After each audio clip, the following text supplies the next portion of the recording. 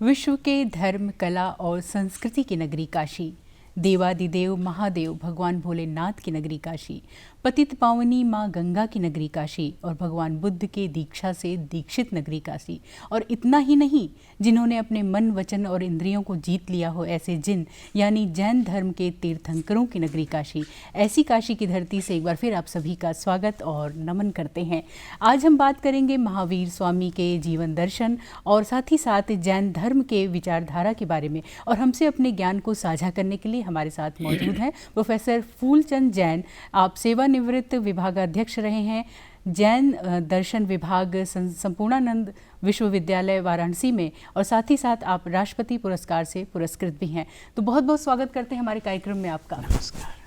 आज हम बात करेंगे महावीर स्वामी के बारे में और जैन धर्म के बारे में। जब भी जैन धर्म की बात आती है तो कई सिद्धांतों की बात आती है। कुछ अनूठा है जो बाकी दर्शन सिद्धांतों से इसे अलग करता है। तो सबसे पहले तो जानना चाहेंगे कि जैन धर्म या जैन दर्शन है क्या? देखिए, जैन धर्म में पहले तो हम तीर्थंकरों पर चलते हैं जी, कि जिन्होंने जैन धर्म का प्रवर्तन किया है। जी, जैन धर्म में 24 तीर्थंकर हैं। प्रथम तीर्थंकर भगवान ऋषभदेव और 23वें तीर्थंकर पार्श्वनाथ, जिनकी जन्मभूमि बनारस में है। जी, यद्यपि 4 तीर्थंकरों की जन्मभूमि बनारस में है। 7वें तीर्थंकर सुपार्श्वनाथ, 8वें तीर्थंकर चंद्रप्रभु, 11वें तीर्थंकर श्रेयांसनाथ जो कि सारनाथ है, और 23वें तीर्थंकर भगवान पार्श्वनाथ जो कि भेलूपुर में यहाँ जन्मभूमि है। जी, तो ये 4 तीर्थंकरों से मंडित के जन्म से मंडित ये जन्मभूमि है वाराणसी। तो इसमें 24वें तीर्थंकर महावीर जयंती के अवसर पर हम चर्चा कर रहे हैं। उनका तीर्थंकर भगवान महावीर का जन्म वैशाली जो कि बिहार प्रांत में है, उसके चैत्र शुक्ला त्रयोदशी को हुआ था जी। और उस समय पर पूरे देश में जबकि राजतंत्र था, तो वैशाली ऐसा एक गणतंत्रात्मक पद्धति वाला शासन था जहाँ की प्रजातंत्र या लोकतंत्र कह सकते हैं, वहाँ पर शासन पद्धति थी और उसके अधिनायक थे चेटक जी। और तीर्थंकर महावीर के माता का नाम त्रिशला था और पिता का नाम सिद्धार्थ था जी। तो ये वैशाली के समीप ही कुंडग्राम है, उसमें उनका जन्म हुआ था। और जब तीर्थंकर महावीर का जन्म हुआ तो उनका, आपने अभी वर्धमान का भी नाम लिया है कि वर्धमान क्यों कहते थे, क्योंकि जैसे उनका जन्म हुआ तो पूरे राज्य में हर क्षेत्र में वृद्धि हुई थी, हर क्षेत्र में। इस दृष्टि से उनका नाम वर्धमान रखा गया था। और उस समय की जो परिस्थितियां थीं, सामाजिक कह लें चाहे राजनीतिक कह लें, बड़ी विषम परिस्थितियां थीं। समाज में बहुत विषमताएं थीं, जातिगत वर्ण व्यवस्था के रूप में, यानी मनुष्यों तक को उस समय पे पशु जैसा व्यवहार किया जाता था। और ये स्थिति थी कि जो वहाँ के उस समय के दासी दास थे, तो जैसे मान लीजिए कि किसी को, आपको किसी की मनुष्य की या किसी नौकर की चाकर की ऐसी जरूरत तो आप खरीद ला सकते थे, चौराहों पर बिकते थे। अच्छा। हाँ, तो भगवान महावीर ने ऐसी परिस्थिति में जब उन देखी पूरी परिस्थितियाँ, तो उन्होंने कहा कि ये तो कैसे चलेगा जी, हमें हर जीव, हर आत्मा परमात्मा पद प्राप्त कर सकती है, परमात्मा बन सकती है, और उसमें भी हर प्रकार की आध्यात्मिक शक्तियाँ भी हैं, उसको केवल उद्भूत करना है। वो भी एक धार्मिक बन सकता है, धर्म का पालन कर सकता है।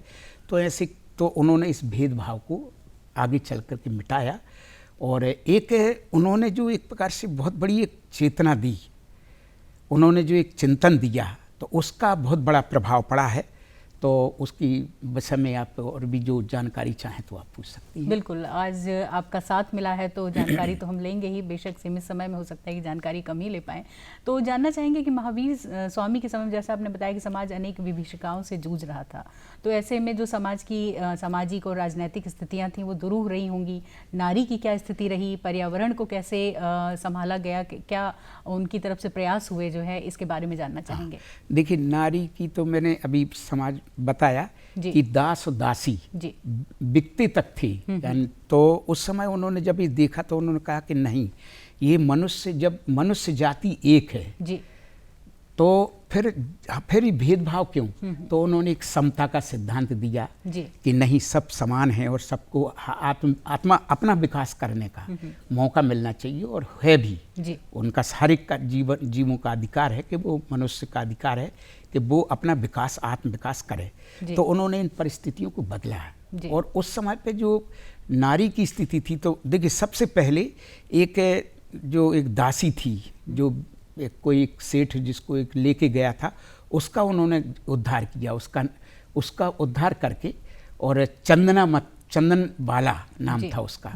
और उसको उन्होंने, नारी की स्थिति आपने पूछा है, तो देखिए उस समय उन्होंने कहा जब नारी को बिल्कुल बहुत अच्छा स्थान समाज में नहीं था, तो उन्होंने सबसे पहले अपने संघ में, जब वो अपने मुनि दीक्षा बन गई और उन्होंने अपना मुनि, आरिका, श्रावक और श्राविका, इस तरह 4 प्रकार का संघ बनाया, तो उन्होंने सबसे पहले उसी चंदन वाला जो दासी थी, उसको उन्होंने प्रमुख आरिका या साध्वी पद दे करके और उसका उद्धार किया उन्होंने। हाँ, तो ये बहुत अच्छा उन्होंने नारी की चेतना के समय पे, और नारी शिक्षा के विषय में उन्होंने कहा वो आगम पढ़ सकती हैं, शास्त्र पढ़ सकती है, सब ज्ञान ले सकती है, ये थी स्थिति उसमें। बिल्कुल। तो इसके अलावा और कौन कौन से सिद्धांत हैं जो जैन धर्म से जुड़े हुए हैं, जो हम सभी के लिए जानना आज के समय में जरूरी है? देखिए बहुत अच्छा एक बात है कि जैन धर्म के तो यद्यपि सिद्धांत, बहुत उनके सिद्धांतों को सर्वोदयी सिद्धांत कहा जाता है, कि पूरे छोटे से छोटे जीव से लेके सभी प्रकार के जीवों का उद्धार करने वाला, उनका उदय यानी उनका उन्नति करने वाला, वो सर्वोदय सिद्धांत कहलाता है। उन्होंने अनेकांतवाद, अहिंसा, यद्यपि जैसे अहिंसा की बात पहले हम थोड़ा सा कर लें। देखिए जैसे अहिंसा का स्थान तो प्राय सभी धर्मों में है, सब धर्म मानते हैं, मगर कुछ धर्म ऐसे भी कि जो अहिंसा मानते हुए भी हिंसा को प्रश्रय भी देते हैं। मगर जैन धर्म एक ऐसा धर्म है, क्योंकि भगवान महावीर ने कहा कि हिंसा का त्याग तभी होगा जब मन से, वचनों से, क्योंकि देखिए ये नहीं कि हम केवल किसी को मारने से ही हिंसा होती हो, हम किसी को अपने वचनों के द्वारा भी बहुत बड़ी हिंसा कर सकते, उसको मर्माहत करके दुख पहुंचा, किसी भी जीव को सताना वचनों के द्वारा हो, चाहे हाथ अपने शरीर के द्वारा हो, चाहे मन से हो, वो हिंसा ही कहलाएगी। तो उन्होंने एक प्रकार से बहुत अहिंसा की गहराई में जा कर के उसका प्रतिपादन किया, और एक देश में एक चेतना आई। आज जो हमारा देश जो है, जितना भी अहिंसा प्रधान कहलाता है, चाहे महात्मा गांधी ने भी अहिंसा की क्रांति करके एक अपने देश को स्वतंत्रता में बहुत बड़ा योगदान दिया। तो इस तरह से अहिंसा का सर्वोपरि हमेशा महत्व रहा। उन्होंने कहा कि देखिए हिंसा का प्रतिकार, यदि हिंसा को हटाना है तो हिंसा उसका शस्त्र नहीं हो सकता है, हिंसा उसका उपाय नहीं हो सकती, हिंसा से हिंसा नहीं मिटती, हिंसा मिटाने के लिए अहिंसा लाना पड़ेगा। हाँ, जैसे आज भी देखिए हमारे विश्व में कितनी प्रकार के अभी यूक्रेन वगैरह युद्ध चल रहे हैं, मगर शांति वार्ताएं भी चलती रहती हैं कि हो सकता है वार्ता के जरिए हम जो अपनी एक देश दूसरे देश की अपना जो विनाश कर रहे हैं, संपत्ति का, हर तरह का शक्ति का विनाश कर रहे हैं, तो वार्ताओं के माध्यम से भी सुलझ सकती हैं। तो भगवान महावीर ने अनेकांतवाद सिद्धांत के माध्यम से यही कहा कि देखिए हमेशा अनेक प्रकार की विरोधी विचारधाराएं रहते हैं, और उन्हीं के बीच में रहना है हमें। हम अपने परिवार में देखते हैं, बच्चे हैं अलग विचारधारा के हो सकते हैं, वो है, मगर फिर भी सब प्रेम से रहते हैं। क्योंकि ये एक प्रकार से ये हमें एडजस्टमेंट, सहिष्णुता की बात होना चाहिए। हम विरोधी को भी अच्छी तरह से सह सकें, विरोधी चिंतन धारा को भी हम उसका स्वागत करें कि नहीं, वो भी किसी न किसी दृष्टि से सत्य है।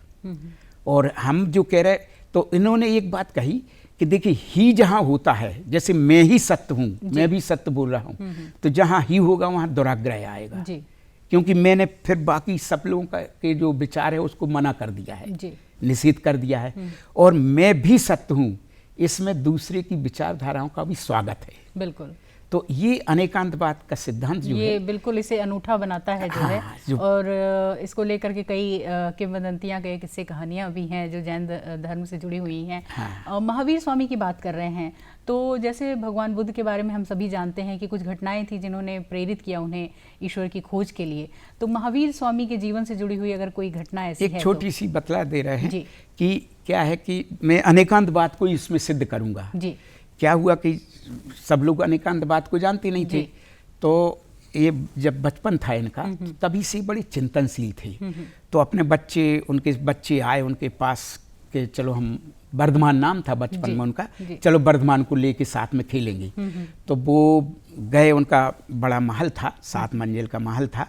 तो उनको सबसे नीचे की मंजिल पर उनके पिताजी मिले। तो उन्होंने कहा कि वर्धमान कहाँ है? बच्चों ने पूछा वर्धमान कहाँ है? तो उन्होंने कहा कि ऊपर हैं। और वो ऊपर गए तो ऊपर उनकी माँ बैठी हुई थी। तो माँ से पूछा त्रिशला से कि माँ ये वर्धमान कहाँ है? तो कहा, उन्होंने कि नीचे है। वो खोजते खोजते आए तो कहीं बीच की मंजिल में बैठे हुए चिंतन कर रहे थे। तो उन्होंने उनको कहा कि अरे तुम वर्धमान यहाँ बैठे हुए हो, पिता कह रहे कि ऊपर है और माँ कह रही कि नीचे है। कह रहे हाँ, यही दृष्टिकोण समझने की बात है। मैं पिता की दृष्टि से ऊपर ही था और माँ की दृष्टि से नीचे था। तो यही दृष्टिकोण होते हैं। अगर हम हर एक के दृष्टिकोण को समझ जाएं कि हाँ ये किस दृष्टि से अपनी बात कह रहा है, तो हमें सहिष्णुता भी आ सकती है, हम उसके चिंतन का स्वागत भी कर सकते हैं, हम लाभान्वित भी होते हैं। हर एक के चिंतन से लाभान्वित होना और विवादों से बचने के लिए अनेकांतवाद एक अमोघ शस्त्र है। ये अनेकांतवाद, ये उनकी जीवन की घटना से सबसे बड़ी खूबसूरती है जो है कि दूसरों की दृष्टि को भी समझना, एक ऐसा विवेक रखना कि हम दूसरों की बातों को समझ सके, उनके मनोभावों को समझ सके, उनकी विचारधारा का भी स्वागत कर सकें। शायद सारे विवाद ही तभी खत्म हो जाएं जो है। पर्यावरण आज भी एक समस्या है। पर्यावरण को लेकर के हमारे तमाम प्रयास किए जा रहे हैं, और क्या वो प्रयास रहे होंगे जो महावीर स्वामी के द्वारा, जैन धर्म के द्वारा किए गए होंगे? बहुत ही संक्षिप्त में हम जानना चाहेंगे। ये ऐसा है कि देखिए, उन्होंने पर्यावरण के क्षेत्र में जो आगमों में मिलता है, उनके द्वारा जो वचन किए हुए संग्रहित हैं, उसमें कहा है कि देखिए 6 प्रकार के उन्होंने जीव बतलाए हैं। तो उन्होंने कहा 1-2 प्रकार के तो मुख्य हैं, स्थावर जो चल फिर नहीं पाते हैं, और एक त्रस यानी जो चलते फिरते भी हैं। तो उन्होंने कहा कि स्थावर जीवों को लोग जो जैसे पृथ्वी, आप, जल, तेज माने अग्नि, वायु और वनस्पति, ये 5 प्रकार के जीव हुए, और एक त्रस, 6 प्रकार के जीव हुए। तो उन्होंने कहा कि ये भी जीव हैं, यानी पृथ्वी भी जीव है, जल भी जीव है, और अग्नि भी जीव है, वायु भी जीव है। तो इनका किसी भी प्रकार से अगर हम दुरुपयोग करते हैं तो उसमें हिंसा होती है। तो उससे बचने के लिए उन्होंने बहुत बड़ा सिद्धांत दिया षड जीव निकाय का, कि इनका भी संरक्षण करने से, और हमारी पृथ्वी और हमारी प्रकृति है क्या, प्रकृति जो आप पर्यावरण हो रहा है, प्रदूषित हो रहा है, उसका कारण ही यही है कि हमने ज़्यादा से ज़्यादा इन प्रकृति का दोहन किया है। बिल्कुल। तो इससे असंतुलन बढ़ गया है। तो वो कहते नहीं, हमारी जितनी आवश्यकता उसके अनुसार ही हम अपना उपयोग करें, जल हो चाहे वो हो। धन्यवाद आपको देना चाहेंगे, आपने महावीर स्वामी के बारे में और जैन धर्म के बारे में बहुत ही अच्छी जानकारी दी, और उम्मीद करते हैं कि हम न सिर्फ इन सिद्धांतों को, इस धर्म के बताए हुए मार्गों को जानेंगे, बल्कि समझेंगे और इस पर अनुसरण करने की भी कोशिश करेंगे। तो इसी उम्मीद के साथ कि एक बार फिर होगी आपसे मुलाकात, दीजिए इजाज़त। नमस्कार। नमस्कार।